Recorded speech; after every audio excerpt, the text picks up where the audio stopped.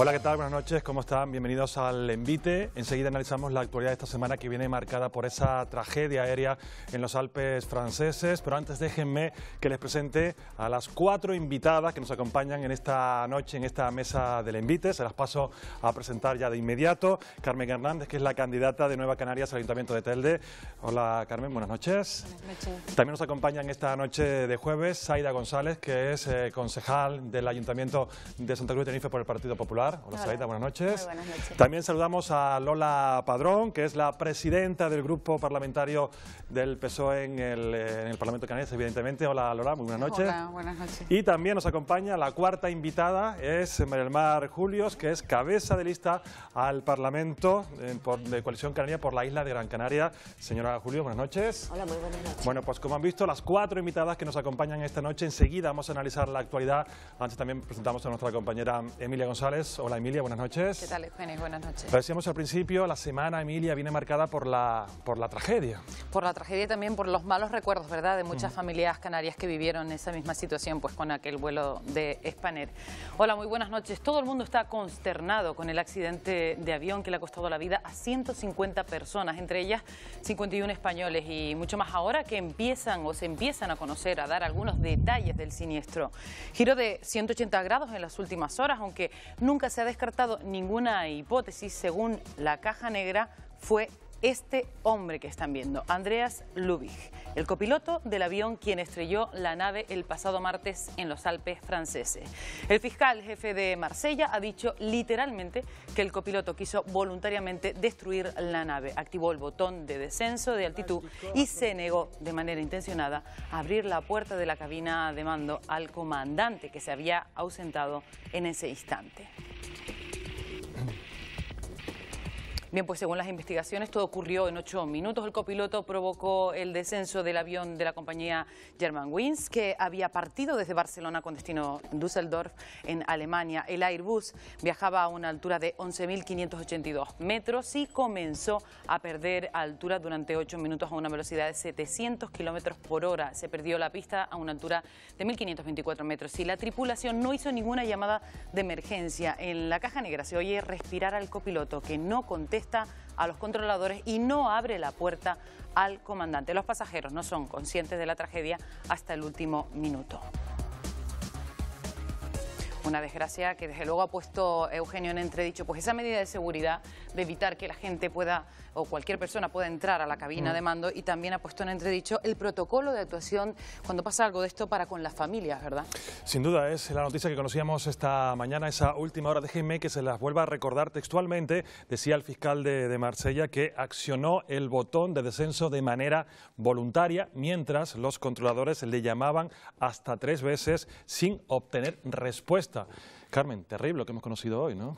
Terrible, terrible. Si ya fue terrible la noticia del accidente, efectivamente a todos nos recordó y nos movió los dolorosos recuerdos del accidente de Spanair, donde muchos perdimos pues amigos o familiares, o incluso en mi caso una exalumna, y por tanto yo creo que este accidente nos ha recordado todo esto. Si terrible es el accidente, aún más terrible es oír que pudo ser voluntario. Yo creo que ahora lo que nos toca, lo que queda, es aclarar definitivamente qué ha ocurrido, si fueron causas humanas o técnicas, y si fue pues lo que apunta la Fiscalía. Yo creo que habrá que revisar los protocolos psicológicos y de alguna manera de valorar correctamente al personal aéreo, porque está claro que llevan en sus manos muchísimas vidas. Ha dicho Carmen, Zaida, revisarlo psicológicamente a los pilotos. Este puede ser un primer paso, ¿no?, para llegar a, si no una solución, sí, al menos que no vuelva a ocurrir esto, ¿no? Bueno, lo cierto es que los pilotos pasan muy a menudo unos controles psicológicos. De hecho, el planteamiento que se está poniendo por parte de las aerolíneas no es aumentar esos controles psicológicos, sino que solamente puedan salir de la cabina cuando existan 2 personas dentro. Entonces, los protocolos efectivamente a raíz de esta desgraciada situación tienen que modificarse, pero lo lógico o lo ilógico de esta situación es que yo creo que nadie, hasta escuchar las grabaciones, pudo imaginar que realmente estábamos tratando con una persona que era un suicida, ¿no? La verdad que hay veces que la realidad impacta más que la ficción propia, ¿no? Lola, ¿cómo lo ves? Yo realmente me he quedado pues igual de impactado que todos, porque nadie esperaba una resolución del caso tan contundente como la que ha planteado el fiscal. Y impactada y primero sorprendida, primero por la buena reacción que han tenido pues las familias del accidente de Hispaner, a la que yo quiero tener un recuerdo con ellos, porque con respecto al protocolo de atención a las víctimas, ellos han sido los primeros que han puesto sobre la mesa ese protocolo que han elaborado ellos, que además hablan de víctimas atendiendo a víctimas.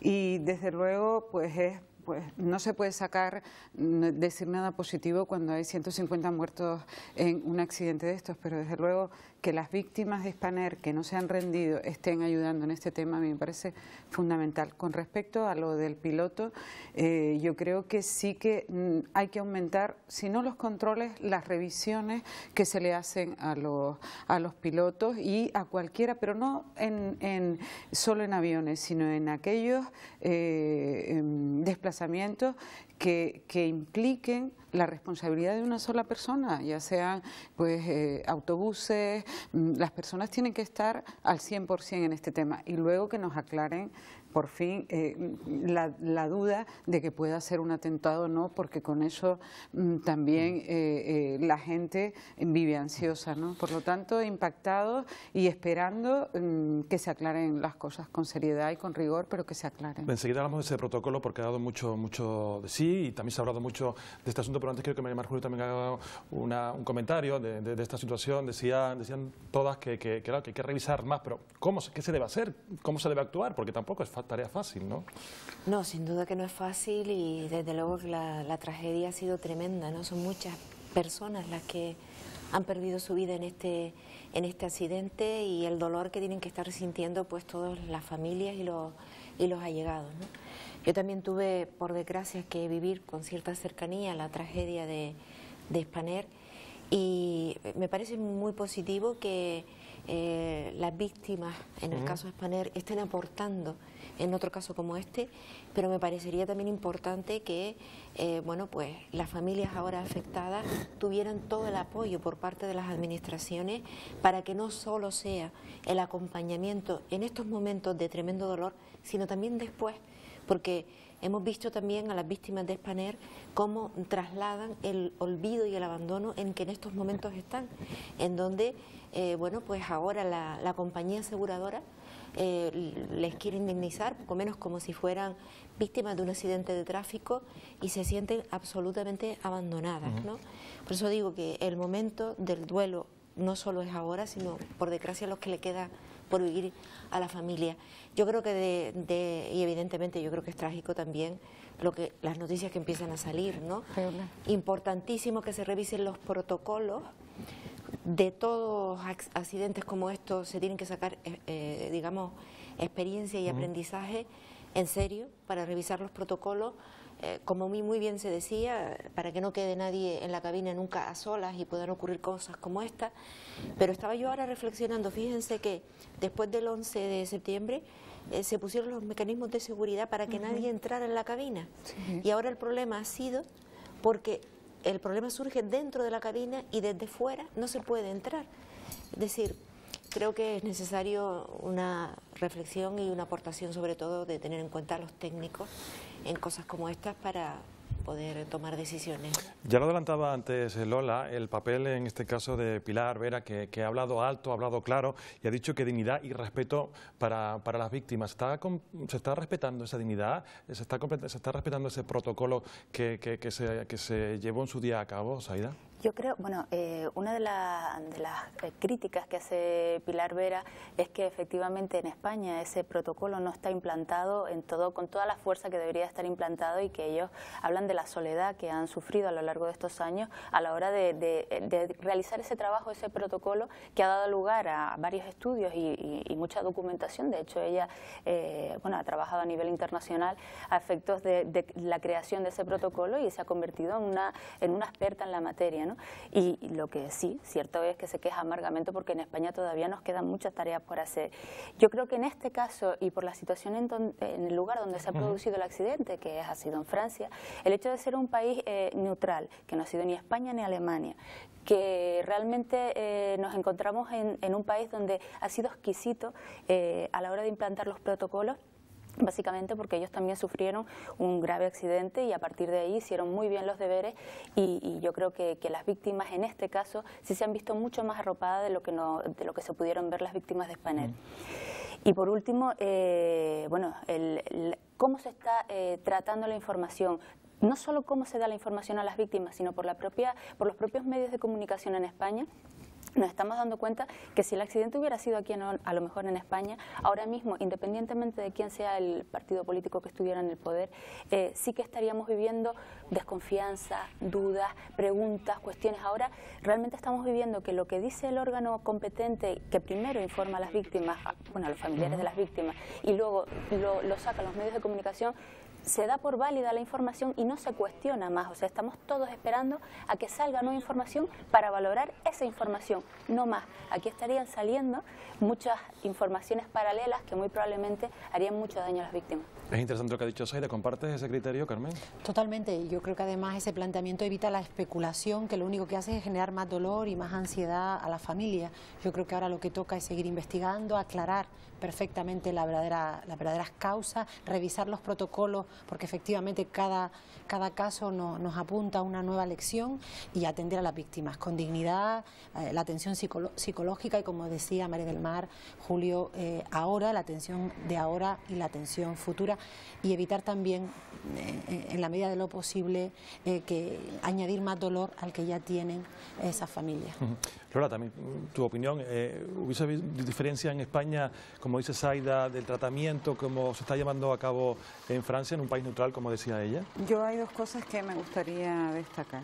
Lo primero es que el gobierno francés también ha dado información en todo momento, no se ha escondido.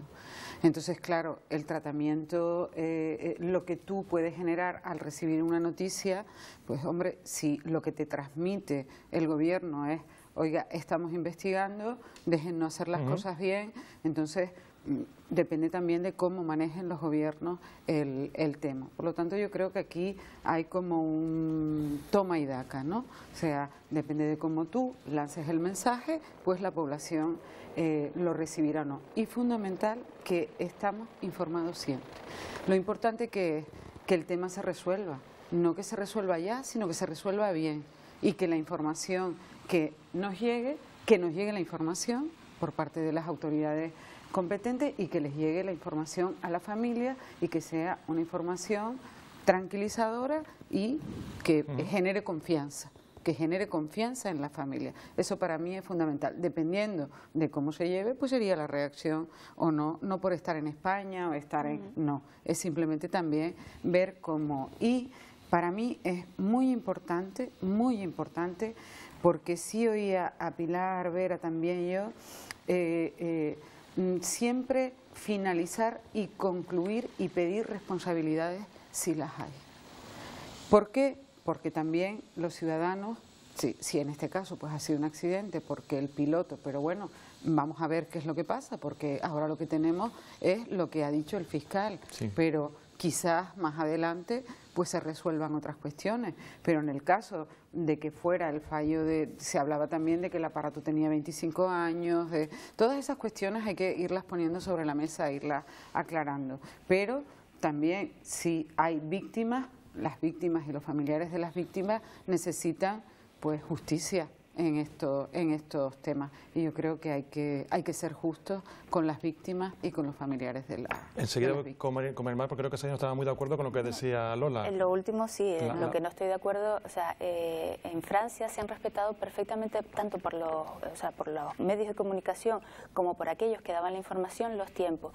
Si aquí en España hubiera salido, hemos encontrado la caja negra y hemos rescatado los últimos 10 minutos, como salió anoche, no se hubiera mantenido la tranquilidad que se ha mantenido por parte de los medios de comunicación de ninguna manera en España, porque será por nuestra forma de ser, por nuestro carácter o por cómo funcionan las cosas en España, pero nadie se hubiera quedado tranquilo diciendo: ¿cómo? ¿Que nos están diciendo que ya han escuchado los últimos 10 minutos y no nos están dando la información de qué contienen esos últimos 10 minutos? El conocimiento de lo que pasó esos 10 minutos saltó a los medios de comunicación esta mañana. O sea, ha habido un vacío informativo muy importante, que desde mi punto de vista no es un vacío informativo, sino que las cosas se han dicho a su debido tiempo y los medios de comunicación y todo el mundo ha esperado pacientemente a que por parte del gobierno se hayan dado esas informaciones de manera concisa. Aquí eso de verdad no hubiera pasado. Yo creo que brevemente, Lola, y luego pasamos con el mar. Sí, yo creo que, insisto, en que si tú tienes presencia en medios, si tú te escondes, pues los medios van a estar encima, pero si tú tienes una presencia, como se ha tenido, constante, en máximos de tiempo, y das información, los medios no van a ir a... Bueno, siempre habrá alguno, pero es evidente que la manera de transmitir importa. Ojalá, bueno, Pilar Vera decía exactamente eso, ¿no? Que el problema que tiene España es que la información que se da por parte del gobierno español en crisis o en determinadas situaciones no es aceptada como válida por parte del oyente. Entonces, es otro problema que tenemos.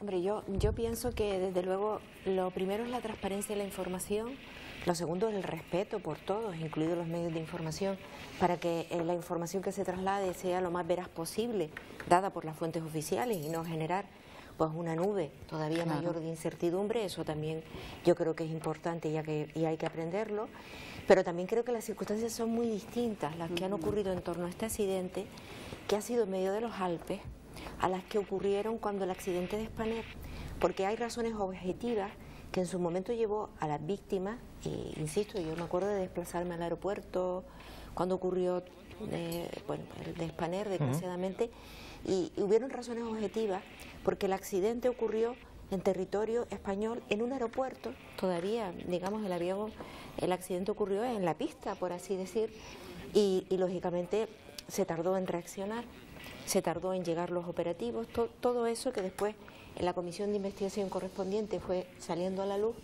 Eso es lógico que generara la incertidumbre que generó y los rifirrafes y las críticas por los medios de comunicación. Distinto es cuando un avión se estrella en medio de los Alpes, en donde para empezar no hay acceso ni de los medios de comunicación, ni muchas veces de los mecanismos de seguridad. Por lo tanto, las circunstancias son distintas. En lo que ocurrió en España, tenemos que aprender de lo que ocurrió en España, y en lo que ha ocurrido ahora en Francia, estoy seguro que habrá que aprender de lo ocurrido en Francia.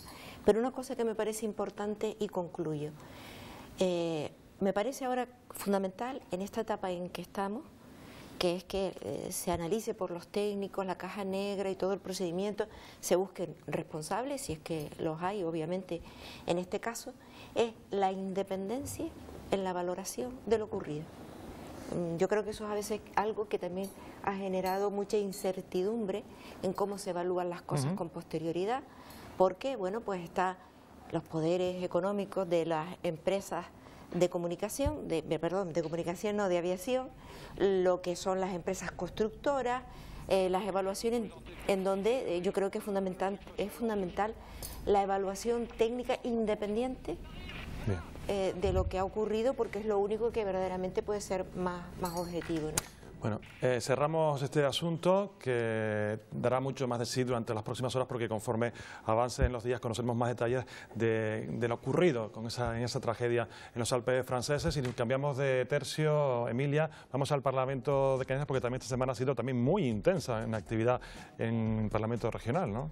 Efectivamente, Eugenio, este jueves se ha concluido un pleno parlamentario que ha durado 3 días y que, por cierto, es el penúltimo de la presente legislatura. El último será el 14 de abril. Muchos temas abordados por sus señorías. Empezamos con la reforma del Estatuto de Autonomía, que contó con el voto a favor de los grupos que apoyan al gobierno, los nacionalistas y los socialistas. Votaron en contra los populares y se abstuvo el grupo mixto. Ahora el documento será remitido en las Cortes Generales, aunque difícilmente será aprobado antes de terminar esta legislatura. Ahora nuestros invitados nos dirán el motivo del voto de cada grupo. También continúa su tramitación la modificación de la Ley de Renovación y Modernización Turística, aunque fueron rechazadas las 2 enmiendas a la totalidad presentadas por el Partido Popular y por el Grupo Mixto. La nueva normativa permite la construcción de hoteles de menos de 5 estrellas, algo que no contemplaba el anterior documento. Lo que sí consiguió el consenso total entre partidos e instituciones públicas ha sido la ley de cabildos y municipios. Todas sus señorías apoyaron el nuevo documento, así como el nuevo reglamento de la Cámara que obliga a los diputados a hacer público su patrimonio. Y estamos además en una época de despedida. Lo que vemos son, seguramente lo estarán viendo ahora, los aplausos de sus señorías esta mañana tras el anuncio de José Miguel Barragán, actual portavoz del Grupo Nacionalista Canario, de que no estará en la próxima legislatura. También han dicho adiós hoy el consejero de Presidencia, Francisco Hernández Espínola, y el diputado del Partido Popular, Miguel Cabrera Pérez Camacho. También han dicho que podría ser su última legislatura. Trataría de cometer más errores. Sí, continúen. Bueno, pues como ves, Eugenio, muchísima actividad en ese pleno parlamentario que ha durado 3 días. Y algunos que se han ido, hay más también que se han ido de la Cámara Regional porque acaban periodo en esta legislatura. Bueno, sí que ha habido consenso, no es habitual, Lola, que haya consenso de todas las fuerzas políticas en el Parlamento de Canarias, y sí que lo ha habido en este caso en la Ley de Cabildos y de Municipios, ¿no? Sí, yo estoy orgullosa. Esto es un gran titular, ¿no? Era ponente de la Ley de Municipios, y yo quiero destacar primero la voluntad de los grupos por el acuerdo, porque siempre se destaca lo negativo, y creo que destacar el acuerdo, sobre todo porque hace 31 años que no tenemos ninguna legislación, todo lo que dura nuestra autonomía, en materia municipal y en materia de cabildos. Me hubiera encantado que la estructura también llevara lo del Estatuto de Autonomía, porque ya sería completo, pero destaco la voluntad de los grupos y destaco tanto de la Ley de Cabildos como la de Municipios, que no es una regulación normal al uso, sino que incorpora los principios clarísimos de transparencia y de participación en las dos leyes, que además incluye pues una seguridad económica hasta que se negocie la financiación autonómica para aquellos servicios que en este momento están prestando los ayuntamientos y que son los de mayor cercanía a los ciudadanos, que bueno, pues no se contempla en la regulación estatal básica, como pueden ser pues todos los servicios sociales, servicios de atención a violencia de género y bueno, pues todos aquellos que importan a los ciudadanos. Y creo que bueno, pues que aquí nos debemos congratular en que esa estructura dentro de Canarias, donde se cuenta con cabildos y con ayuntamientos, lo hayamos hecho por consenso, porque una regulación de este tipo, si no es por consenso, evidentemente no garantizaría a los ciudadanos la estabilidad necesaria para realmente acceder a esos servicios. Ese consenso se echa también de menos en otros aspectos, pero vamos con este en concreto, Carmen, esta vez se ha conseguido y es una gran noticia, ¿no? Sí. El consenso no suele ser titular, y yo creo que debiéramos apostar también por las buenas noticias y por aquellas... Esta vez lo está haciendo, ¿eh? Está haciéndolo, por aquellas cuestiones en las que estamos de acuerdo, pues todas las organizaciones o los representantes de los ciudadanos. Hablamos además de 2 leyes muy importantes que vienen a regular y a ordenar ámbitos tan importantes para nuestra vida como es el ámbito insular, el gobierno de la isla, como es las leyes cabildicias, o el ámbito local, que es el gobierno del territorio más pegadito, de la realidad más pegada al ciudadano. Es verdad que los marcos legales son necesarios, hay que buscar ese consenso para que, aunque cambien los partidos, las normas se desarrollen, pero también quiero decir, porque mi experiencia como diputada también ha sido de observar cómo se legisla y luego cuando se está en las administraciones pues no hay ese impulso para que las leyes se materialicen en realidades, y por tanto ahora yo diría que lo importante realmente es que se cumplan esas leyes, que se vaya evaluando el desarrollo de las mismas, porque también sabemos que luego en la práctica la realidad a veces choca un poco con los marcos o con los textos legales, e ir adaptando los reglamentos a la realidad para que efectivamente acabar con las duplicidades, mejorar la eficacia y la eficiencia de nuestras administraciones y evitar pues a veces ese trabajo que se hace de manera descoordinada entre las instituciones, fundamentalmente creo porque no están bien definidas en muchas ocasiones los ámbitos competenciales, y estas 2 leyes yo creo que son una ayuda en esa línea.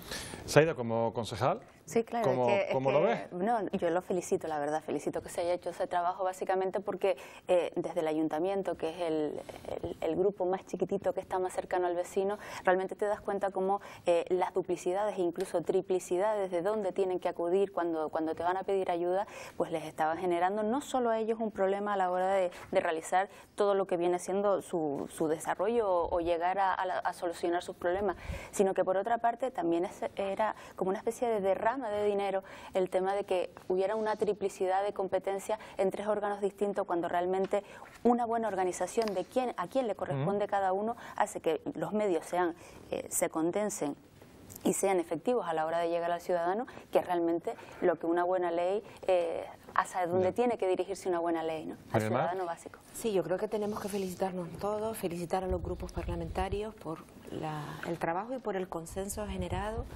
Creo que también es importante felicitar al Gobierno de Canarias, porque este texto llevó un largo recorrido antes de que llegara al Parlamento, en donde ya vino con un nivel de consenso importante.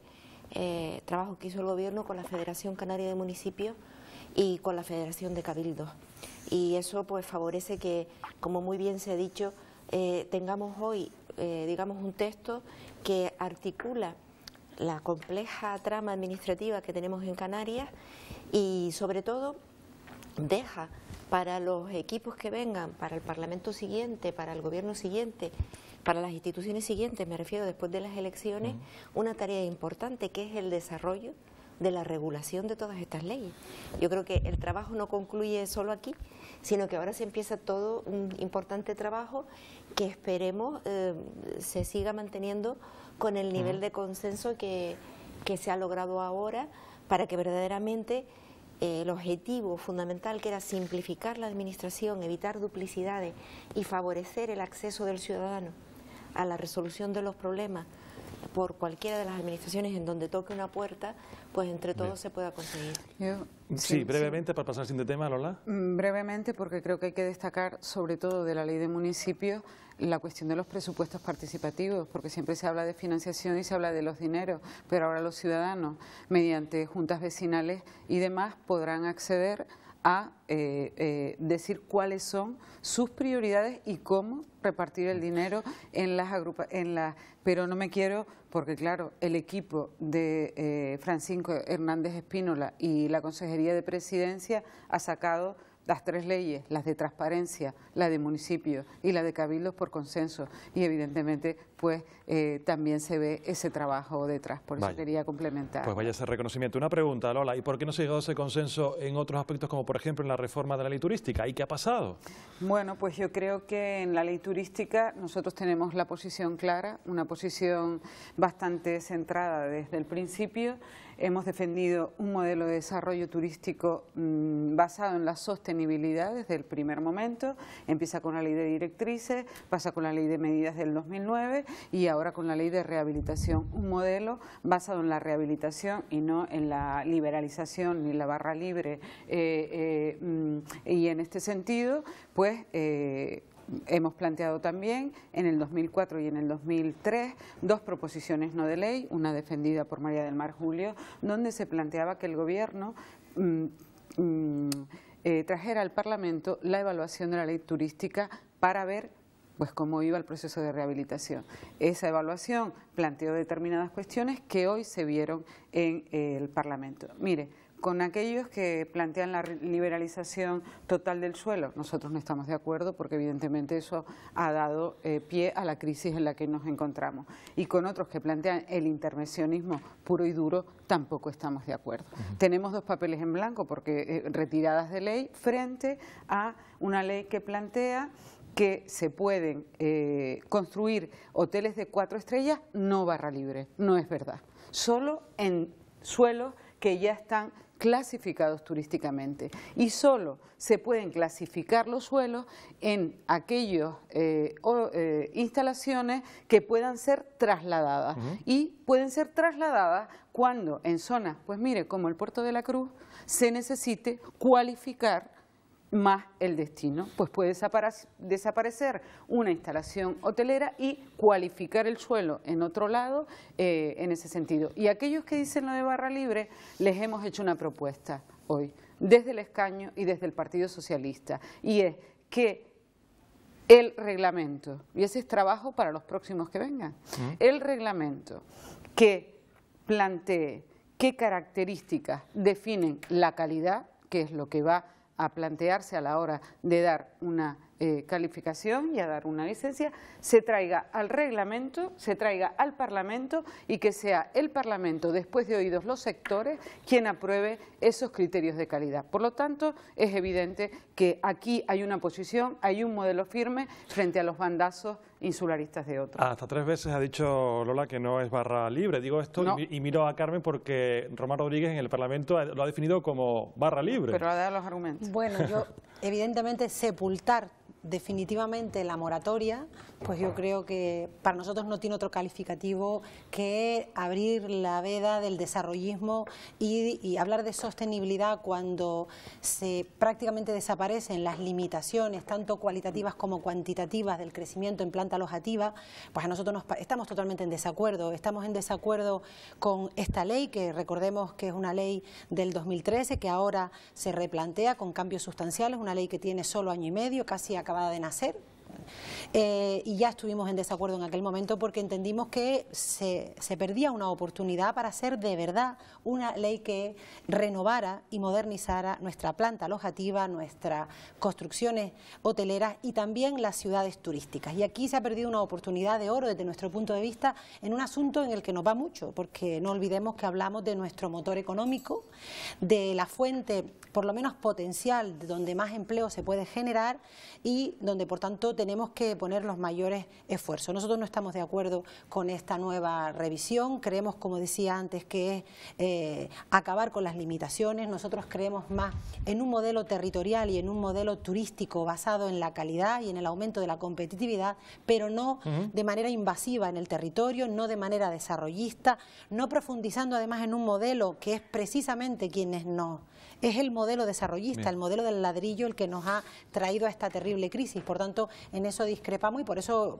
tampoco pasa, es una discrepancia que tiene que ver incluso con planteamientos ideológicos del modelo económico y social que defendemos. Les pido brevedad también. Saída tampoco están de acuerdo del Partido Popular, pero no por la barra libre, sino también ustedes han dicho que es por una línea intervencionista. Sí, realmente tampoco estábamos de acuerdo con la primera norma de hace 2 años y realmente se ha demostrado que por parte de Coalición Canaria y del Partido Socialista obviamente se han visto forzados a modificar una norma. Lo que pasa es que debieron haber aprovechado este momento de revisión de esa norma para efectivamente hacer algo que realmente no fuera a callar unas pocas voces. Es decir, aquí seguimos con el mismo problema, es decir, el gobierno de Canarias se ha convertido muy intervencionista.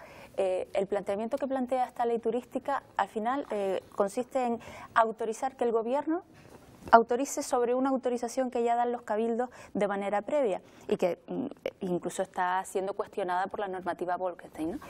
Pero lo cierto es que la manera en que el gobierno intenta paralizar que cada isla se desarrolle en las necesidades que realmente tiene, es decir, una isla puede tener, como pasaba en el pasado con Gran Canaria, más necesidades de hoteles de 4 estrellas y a lo mejor Tenerife o La Palma o El Hierro necesitan más hoteles de 5 estrellas. El limitar, el decir, pues una isla no se desarrolla o se desarrolla en el sentido de lo que yo quiero hacer, yo no creo que sea lo correcto, sino que se tiene que dejar a la iniciativa privada que efectivamente se desarrolle. Y por último decir que ese ha quedado plasmado con ese planteamiento de que luego se tiene que desarrollar con un reglamento, pues eso, la discrecionalidad por parte del gobierno y del grupo de gobierno, que es una discrecionalidad, de decidir si efectivamente da lugar a que siga adelante el proyecto que se plantee por parte de los constructores o no. O sea, y al final eso queda en una discrecionalidad que es muy peligrosa. ¿Aquí se llegará a un consenso o no, María del Mar? ¿Cómo lo ves? ¿Se llegará a un consenso entre todos los partidos políticos algún día? Hombre, yo espero que sí. Yo creo que además hay la oportunidad de hacerlo ahora por el trámite de las enmiendas parciales, si se quieren incorporar los partidos que hoy votaron en contra, pero eso también depende de la voluntad política de querer conseguir un consenso por todas las partes, no solo por una o dos, sino por todas las partes, ¿no? Yo, desde mi punto de vista, yo creo que hay que también felicitar al Gobierno porque ha cumplido con la promesa adquirida. El Gobierno se comprometió ante el Parlamento de traer la evaluación de la ley y la trajo, y el Gobierno se comprometió a producir una modificación de la ley antes de acabar esta legislatura y la ha traído, ¿no? Como saben, en este caso concreto, yo rompí la disciplina de voto en Coalición Canaria y voté en contra de unos artículos concretamente de esta ley porque entendía que Gran Canaria necesitaba el desarrollo de hoteles de 4 estrellas dentro de un desarrollo sostenible y dentro de lo que es solo construir en terreno que ya estuviera clasificado. Y en ese sentido, pues hemos hecho un trabajo muy importante en Gran Canaria, hemos hecho un trabajo muy importante con el empresariado, codo con codo, para que esta modificación diera respuesta a una demanda que en su momento fue reclamada por todos y que rompió el consenso de no poder dar respuesta a una necesidad en concreto del sector turístico de Gran Canaria, y ahora se da respuesta a ello. Yo, desde mi punto de vista, entiendo. Se presentaron 2 enmiendas a la totalidad, una por el Partido Popular y una por Nueva Canaria. Ninguna con texto alternativo, ninguna. Por lo tanto, lo único que decían era que se devolviera el texto. Por lo tanto, de haber prosperado, nos hubiéramos quedado con la ley como estaba. Es decir, que me sorprende muy mucho, tanto Nueva Canaria como el Partido Popular, que hayan votado hoy a favor de que Gran Canaria no tenga hoteles de 4 estrellas, que es lo que se hubiera conseguido si no hubiera prosperado el texto que hoy se aprobó en el Parlamento.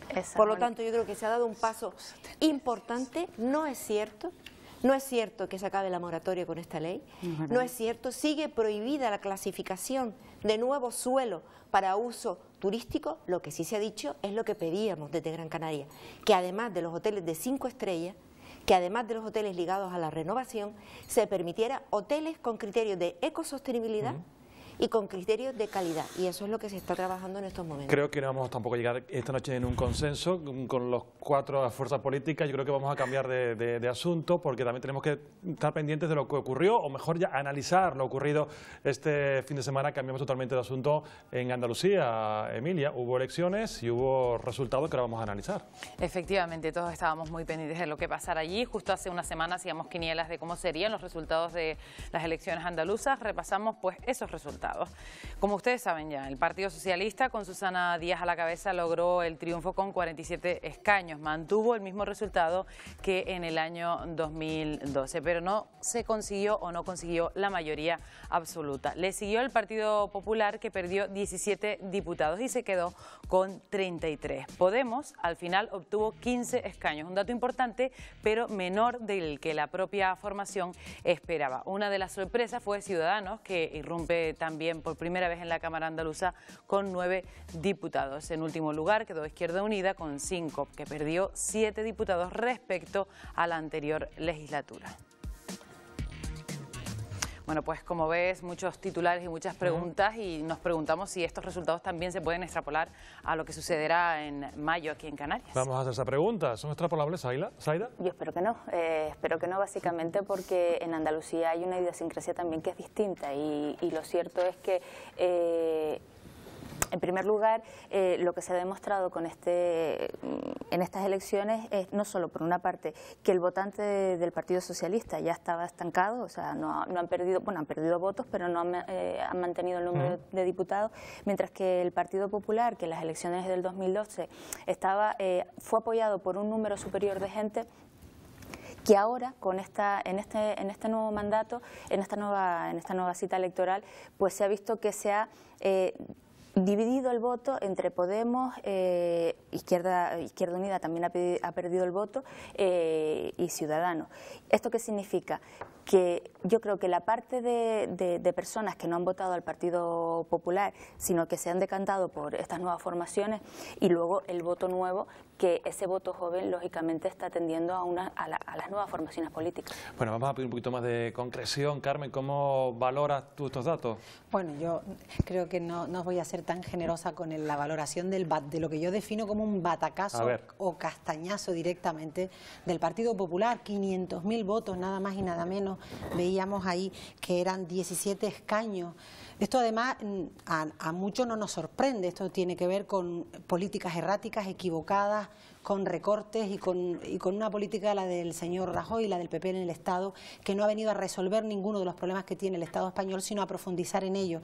Hablamos de recortes, hablamos de desmantelamiento prácticamente de los servicios públicos, precarización en el empleo y una sensación en la calle de que la corrupción campa a sus anchas y que no hay de verdad una acción o una lucha contundente contra la corrupción. Y eso lo hemos visto. Está claro que estamos en un cambio de ciclo, que las cosas políticamente hablando ya no van a ser como antes y se abren nuevos escenarios donde pues irrumpen nuevas fuerzas. Hemos visto la irrupción de Podemos, efectivamente menos arrasadora que lo que se preveía o lo que ellos mismos preveían, pero yo también destacaría que el gran ganador de las elecciones andaluzas o la gran novedad es el Partido Ciudadanos. Nadie pensaba hace unos meses que un partido definido por muchos como un partido catalanista podía pues tener ese crecimiento importantísimo en un territorio como Andalucía, y yo creo que lo que apunta es que el votante conservador, el votante de centro-derecha ve en esta nueva organización pues una alternativa a ese modelo conservador que parece que ya no es el Partido Popular. Lola, ¿es extrapolable lo ocurrido en Andalucía aquí en Canarias? Hombre, en Canarias no lleva gobernando 30 años el Partido Socialista, entonces es evidente que los andaluces han interiorizado que las políticas progresistas y las políticas que tienen que ver con la cercanía al ciudadano y las políticas de igualdad son las que quieren. Ten en cuenta que la situación en Andalucía, con todo el caso de los ERES y la corrupción, también se ha valorado en la posición de la presidenta del Parlamento andaluz, inflexible con los temas de corrupción. Eso para mí ha sido fundamental. Segundo, no es verdad que haya partidos de la casta, como dicen algunos. La sociedad en Andalucía ha percibido que el Partido Socialista es un partido de los ciudadanos que se ha mantenido con la que está cayendo con todos sus escaños. Por lo tanto, eso quiere decir que es un partido cercano, que está cerca de la gente, que resuelve los problemas de las personas y desde luego que rechaza aquellos partidos que no cumplen con las promesas electorales, que engañan a la ciudadanía y que apuestan por obras son amores y no buenas razones. Por lo tanto, creemos que hay que seguir la estela de las políticas andaluzas en materia de viviendas y desahucios que han sido echadas hacia detrás por el gobierno central cuando hemos querido ir, y se ha querido ir en Andalucía mucho más allá con este tema. Han sido paradas por el gobierno central. En políticas de empleo,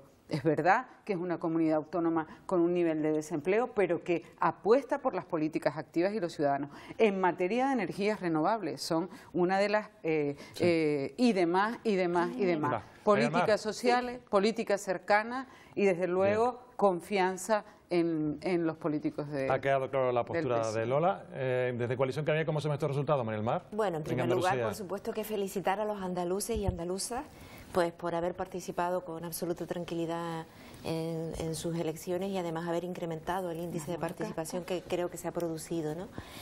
Yo creo que estas elecciones pues son un barómetro, ¿no? Porque no son 100% equiparables a las que podamos tener aquí, porque la casuística de Canarias es distinta, la historia de quienes han estado o no en los gobiernos son diferentes, el marcado carácter territorial e insular que tienen nuestras elecciones también. Pero lo que creo que demuestra, bueno, en primer lugar, y en segundo lugar, por supuesto, felicitar al Partido Socialista, que es el que ha ganado las elecciones, ¿no? Independientemente de las otras fuerzas que hayan ido irrumpiendo, pues hay que reconocer que en una situación tan adversa, mantener el Partido Socialista después de tantos años gobernando el mismo número de escaños, a mí me parece que es importante. Pero hay dos cosas que se destacan en las tendencias. Uno, el deterioro del Partido Popular, que yo creo que medio millón de votos, perder medio millón de votos es importantísimo, con todas las consecuencias o las, digamos, explicaciones que cada uno le quiera dar a ello, pero esa es la realidad. ¿Y la segunda? Y la segunda, la irrupción de nuevas fuerzas políticas, lógicamente, y eso es bueno para la democracia. Y bueno, Podemos entra, no tanto como se esperaba, pero entra y aparece otra fuerza política, como decía Carmen, Ciudadanos, que a lo mejor, digamos, con más escaños en Andalucía de lo que se esperaba. Con lo cual yo sacaría esas dos conclusiones. Las tendencias parece que se confirman. El deterioro de la imagen del Partido Popular pues por las políticas que ha llevado a cabo y la irrupción de nuevas fuerzas políticas que tenemos que verlo también como producto del desarrollo de no nos queda tiempo. Si son 10 segundos cada una, solo un segundo. Solo 10, pero es que ella no ha hablado. Ella habló al principio, si venga, 10 segundos. Un segundo porque se me quedó atrás y se podía extrapolar el resultado de Andalucía-Canarias.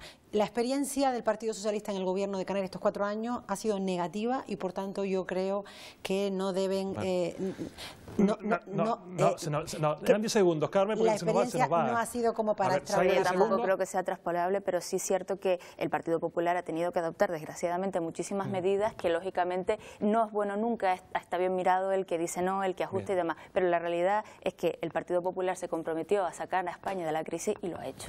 Bien. Bueno, y que lo dicho, 10 segundos, no es extrapolable, lo dirán los ciudadanos. Hemos puesto las bases en materia turística, en materia de empleo. Hemos tenido, desde luego, a alguien que no ha querido que arranquemos con el tema, pero desde luego eso lo dirán los ciudadanos. España no ha salido de la crisis y lo que sí vamos a tener la herencia que va a dejar el Partido Popular es una ciudadanía mucho más empobrecida. Bueno, pues el balance que hacemos de las elecciones andaluzas, tendremos mucho tiempo de hablar porque mira que tenemos elecciones también por delante. Vamos ya con la imagen y con la opinión, Emilia, de los pequeños. ¿Cuánto saben ellos? Un apartado importantísimo para nosotros en este programa. Bueno, pues para terminar, los niños del Colegio Montessori en Santa Cruz de Tenerife no se pierdan el detalle de su particular visión del mundo en general y de la política en particular. Yo cambiaría pues la forma de actuar de la gente, que si soy mejor que el otro porque tengo más dinero. Yo lo que cambiaría, pues el machismo que todavía en países, lo de las mujeres que las maltratan y que ellas tienen los mismos derechos que los hombres. En la guerra se matan muchas personas, es un caos. Si se soluciona la guerra, pues entonces muchos países, por ejemplo, se pueden centrar en por ejemplo, que las niñas vayan al colegio, que las mujeres puedan trabajar mejor. Y la guerra es lo que hay peor en el mundo. Yo más bien escucho la radio porque no me da tiempo. Hay cosas que son interesantes y valiosas, pero otras que son un poco tristes. Los telediarios los veo a veces cuando tengo tiempo. Yo cuando veo las noticias o las leo en el periódico, también he notado que hay muchas de muerte. Yo lo veo muchas veces porque me preocupa lo que pase en todo el mundo. ¿Aquí qué está pasando? ¿Qué hemos hecho nosotros para que el mundo esté así? A la gente no le suele gustar mucho los políticos porque también con los recortes a veces se pasan, roban dinero. Hay algunos políticos que por la avaricia acaban haciendo trampas. Los políticos se llevan el dinero a paraísos fiscales y los comen ahí, lo que roban. Unos como que se les sube mucho a la cabeza que son poderosos y entonces como que roban dinero para ellos seguir siéndolo. A veces algunos mienten y roban y que otros intentan tener una carrera limpia. El día de mañana pueden estar despedidos, pero no por su jefe, sino por el pueblo. Entonces yo creo que deberían de tratar bien al pueblo. A mí por una parte sí, porque me gustaría cambiar algunas cosas. Yo sí me gustaría, porque me encantaría poder acabar con la pobreza. Me parecería guay ser la presidenta. Los políticos tienen mala fama porque hacen las cosas mal.